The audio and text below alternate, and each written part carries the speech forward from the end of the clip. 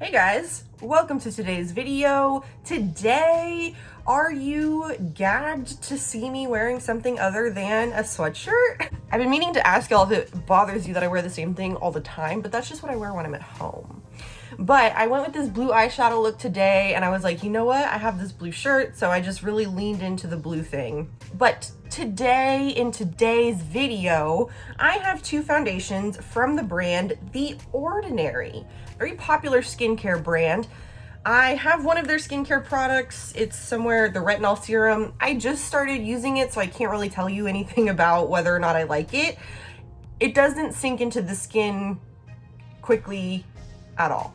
So that's the only kind of feedback I can give you on that product, is it really just sits on the skin and it kind of bugs me. But I'm trying out these two foundations. So we have the Serum Foundation and the High Coverage Foundation. I'm gonna do wear tests on both of them and we're gonna compare, contrast, all that jazz. Very affordable little foundations. I wanna say they were $6.90, something like that, like around $7, I remember is how much they were. And that's why I felt compelled to buy them both. If you're new here, my name is Haley. Thank you so much for stopping by. It'd be really cool if you consider subscribing to my channel before you go. But let's dive into this double foundation review. Here we go. So one of them is light coverage, the other is full coverage. One is a serum lightweight foundation, the other is a coverage high coverage foundation. I think today to start, I'm gonna start with the Serum Foundation, the lighter coverage foundation. So what is it saying? Serum textured natural coverage foundation that softens undesirable hues and visibly reduces imperfections. I'm just a little bit nervous about how light is this light coverage gonna be? You know what I mean? When it comes in a pump, fabulous. I guess because it's The Ordinary, I was expecting like a dropper, but oh. You hear that? It's so liquidy, oh my gosh. Okay, so I got the shade 1.2P light with pink undertones, which I would say like 7 to 8 times out of 10, when that is the description of the foundation shade, it usually works for me. That's what I always look for, is light with pink undertones. Sometimes light means fair, sometimes light means medium, kind of depending on the brand that you're looking at.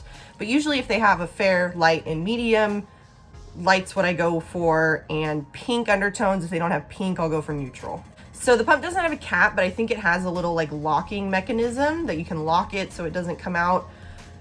It does turn a little bit too easily though, for that to be like, for me to have a lot of confidence in that, but I'm just gonna do what I always do. Let's get it out on the back of my hand. Oh,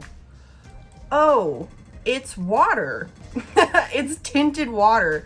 I can't move my hand, or I feel like I shouldn't move my hand because it's a very loose, liquidy consistency. So you can kind of see it like that, but I don't want it to just all run off of my hand. Color looks like it ought to work. Hallelujah. Okay, so I was nervous. I was worried that this is gonna be like a freaking tinted moisturizer type of a thing, but there is some coverage as it lays down. We'll see how much it shears out though as I blend.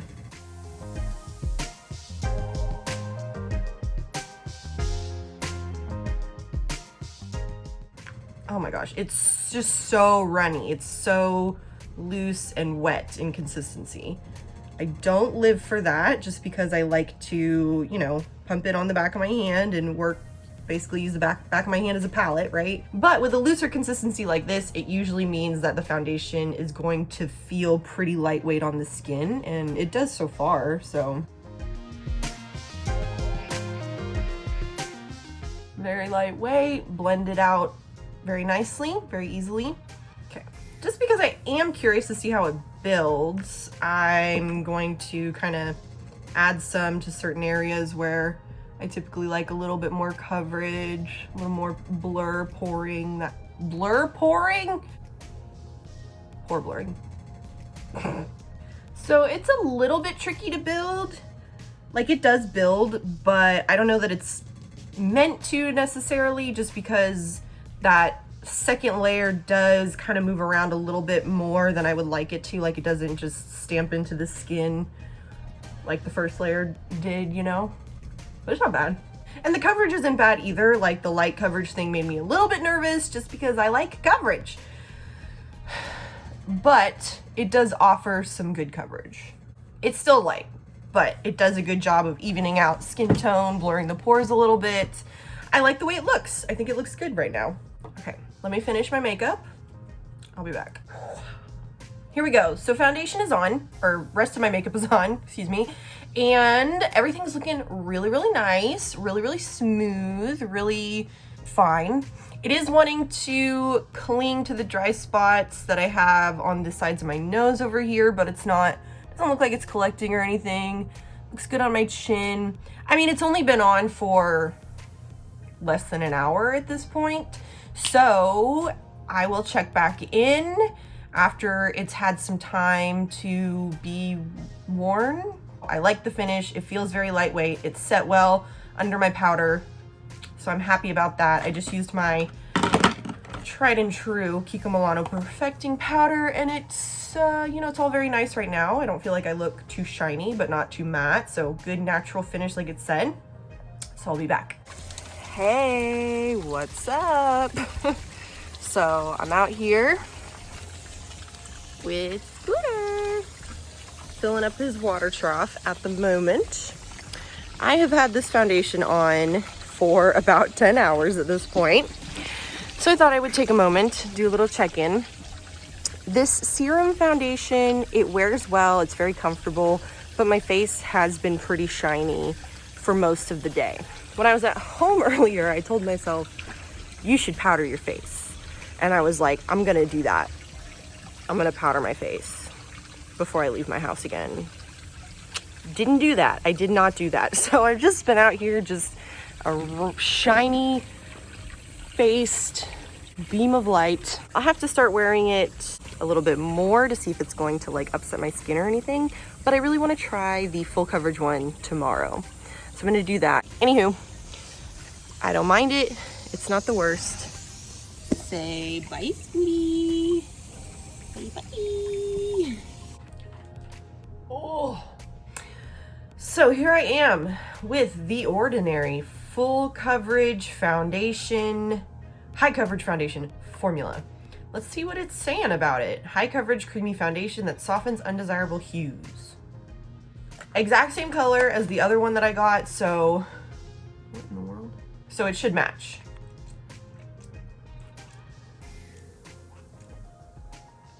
Okay, yeah, it's still a little runny, but not nearly as much as the other one was.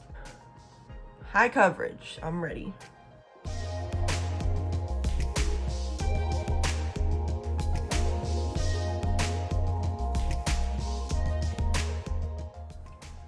Cool beans. So yeah, definitely offers more coverage than the serum one. I definitely have more full coverage foundations though, but pretty much all of my really full coverage foundations are matte foundations. This one's not matte. I mean, the way it looks right now, it's kind of natural satin type of finish. Very similar finish to the Serum Foundation, I gotta say. So do with that information what you will. Let me finish up the rest of my makeup. I'll be back. Okay, she's back. I actually forgot to do this little portion right after I finished putting my makeup on. So my makeup's actually been on for like 5 or 6 hours at this point. I've still got a little ways to go through the day. I did just powder. I wasn't going to, because I was like, I'll show them how shiny I am, but then I'm gonna record something else in a moment. So I was like, oh, I should powder.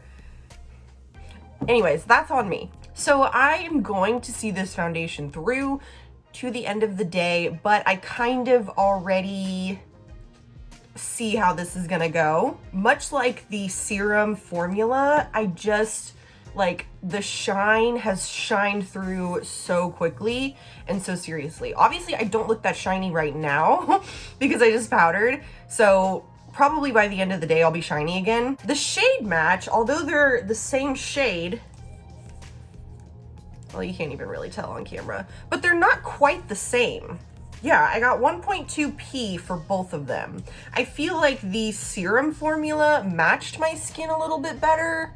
I'm like trying to, do they look different? I can't even tell. Yeah, this one looks a little more neutral. This one looks a little more pink, I feel like. I don't know, let me know what you think. I feel like they aren't exactly the same because I feel like this higher coverage foundation wasn't quite as good of a match. It still matched me fine, so it's not a big deal, but they're not exactly the same. Even though they're the same shade, they're not exactly the same between the two different formulas.